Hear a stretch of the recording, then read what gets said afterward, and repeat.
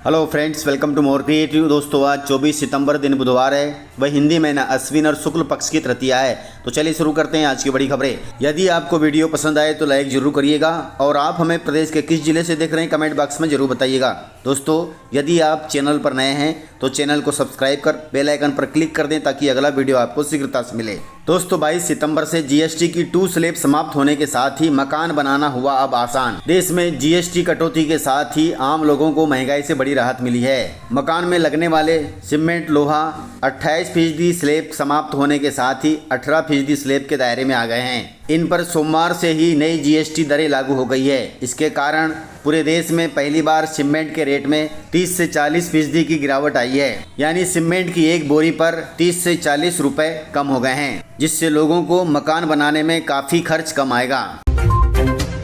दोस्तों, डॉलर के मुकाबले रुपया हुआ कमजोर। रुपए के कमजोर होने से डॉलर में कमाई करने वालों को काफी राहत मिलेगी। दोस्तों, डॉलर के मुकाबले अब तक के सबसे निचले स्तर पर रुपया पहुंच गया है। अभी एक डॉलर की कीमत 88 रुपए 49 पैसे के लगभग है। एक्सपर्ट के मुताबिक रुपए में इस गिरावट की वजह एशियन करेंसी की कमजोरी और अमेरिकी डॉलर को मजबूत होना बताया गया है। ऊपर से अमेरिकी टैरिफ और H1B वीजा फीस बढ़ाकर $1 लाख किया जाना है। इन दोनों वजह से रुपए पर दोहरी मार पड़ रही है, जिससे रुपया डॉलर के मुकाबले काफी निचले स्तर पर आ गया है। हालांकि यह भारतीय अर्थव्यवस्था के लिए ठीक नहीं है। दोस्तों, महाराज की कोठी का बिजली बिल 0 आया है और आम जनता के बिजली बिल हजारों में आ रहे हैं। मामला मध्य प्रदेश के रीवा जिले से है। रीवा के महाराज पुष्पराज सिंह का बिल 0 आया है, वहीं मजदूरों का हजारों में आया है। यह कोई इकलौता मामला नहीं बल्कि वीआईपी को रियायत और आम आदमी को लूटने का सिलसिला है। रीवा के महाराज पुष्पराज सिंह समेत कई कारोबारियों को लगातार 6 महीने से 0 बिल थमाया जा रहा है, जबकि 2 पंखे और 2 बल्ब जलाने वालों को 67,000 और कहीं 78,000 बिजली बिल थमाया जा रहा है। मामला तब सामने आया जब महाराज के बिजली बिल सोशल मीडिया पर वायरल होने लगे। इस मामले में रीवा के सांसद जनार्दन मिश्रा जी ने कहा कि जांच शुरू होने के बाद कंपनी के एई रविंद्र कौशल सहित अन्य कर्मचारियों को हटा दिया गया है। कुल मिलाकर ये सब कर्मचारियों की अनदेखी है जो ऐसे मामले सोशल मीडिया पर वायरल हो रहे हैं।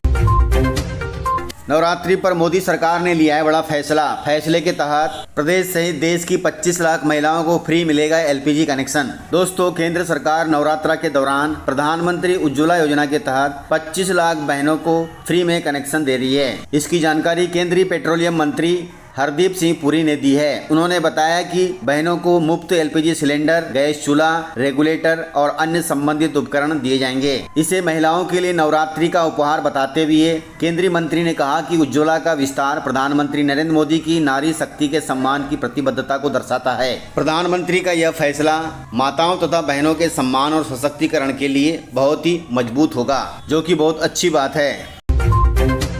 दोस्तों, मोहन कैबिनेट में इन फैसलों पर लगी है मोहर। दोस्तों, 23 सितंबर को मुख्यमंत्री डॉक्टर मोहन यादव की अध्यक्षता में कैबिनेट बैठक हुई। इस बैठक में कई बड़े फैसले लिए गए। फैसलों के तहत मुरैना में सोलर पावर प्रोजेक्ट को मंजूरी दी गई है, जिसका मुख्य उद्देश्य राज्य में सस्ती बिजली लोगों तक पहुंचाना है। इस प्रोजेक्ट से अब लोगों को सस्ती और पर्यावरण के लिहाज से भी अच्छी बिजली मिलेगी। वहीं सरकार ने सतपुड़ा के सारणी में 660 मेगावाट का पावर प्लांट बनाने की भी योजना बनाई है, जिसकी कुल लागत 11,678 करोड़ रुपए है। इस पावर प्लांट के बनने से राज्य में बढ़ती विद्युत खपत को पूरा किया जाएगा। इसके अलावा कैबिनेट में मेडिकल कॉलेजों में फैकल्टी की कमी को दूर करने के लिए भी मंजूरी मिली है। वहीं 354 रेजिडेंट डॉक्टर के पद भी मंजूर किए गए हैं। इसके अलावा हेलीकॉप्टर टूरिज्म योजना को भी हरी झंडी मिली है, अर्थात पर्यटकों को पर्यटन स्थल तक हेलीकॉप्टर से पहुंचाया जाएगा। इसके अलावा स्वस्थ नारी सशक्त परिवार योजना को भी मंजूरी मिली है। इस योजना के तहत महिलाओं को सशक्त तथा स्वस्थ बनाया जाएगा। इस प्रकार से मोहन कैबिनेट में फैसले लिए गए हैं जो आम जनता के हित में हैं।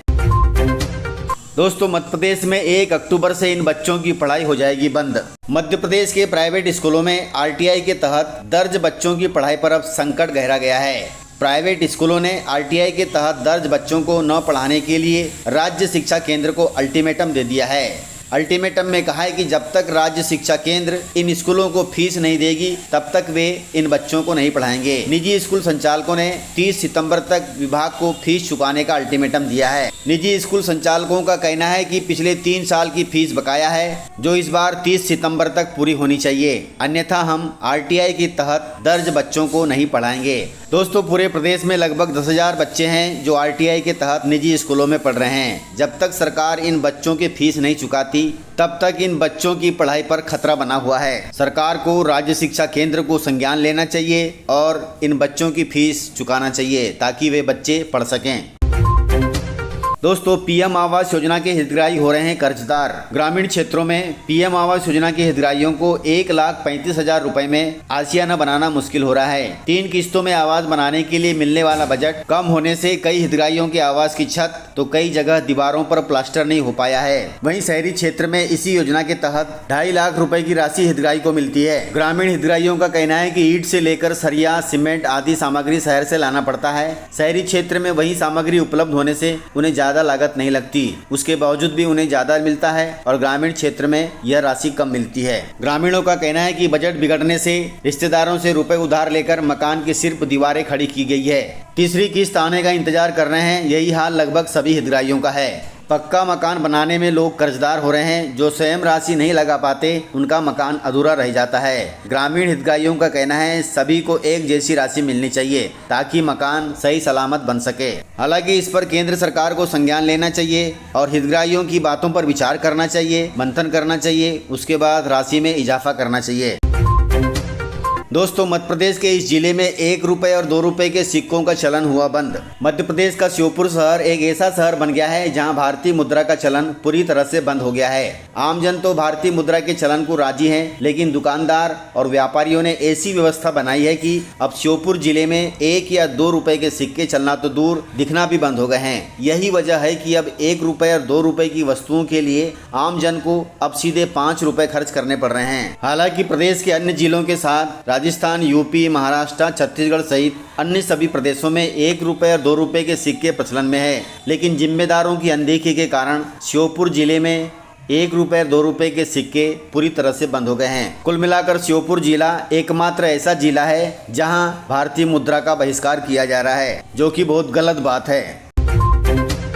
दोस्तों, किसानों के लिए खुशखबरी है। आज होगा किसानों को धान प्रोत्साहन राशि का वितरण। मध्य प्रदेश सरकार खरीफ विपणन वर्ष 2024 के तहत धान बेचने वाले किसानों को प्रति हेक्टेयर 4,000 रुपए की प्रोत्साहन राशि आज देने जा रही है, जो मुख्यमंत्री कृषक प्रोन्नति योजना का हिस्सा है। यह राशि प्रति क्विंटल बोनस के बजाय प्रति हेक्टेयर फसल पर दी जा रही है, जो प्रति हेक्टेयर 4,000 रुपए होगी। इससे प्रदेश के लाखों किसानों को लाभ मिलेगा। दोस्तों, आपको बता दें कि 1 हेक्टेयर में 2.5 एकड़ होता है, यानी आपको 2.5 एकड़ के लिए लगभग 4,000 रुपए मिलेंगे और यदि आपकी जमीन ज्यादा है तो आपको यह राशि ज्यादा मिलेगी।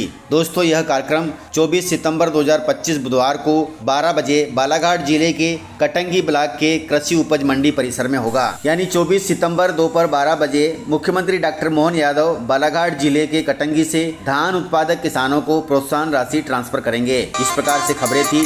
यदि आपको खबरें पसंद आई हो तो वीडियो को लाइक, शेयर एंड सब्सक्राइब जरूर करें। तो मिलते हैं सर अगले वीडियो में, तब तक के लिए जय हिंद।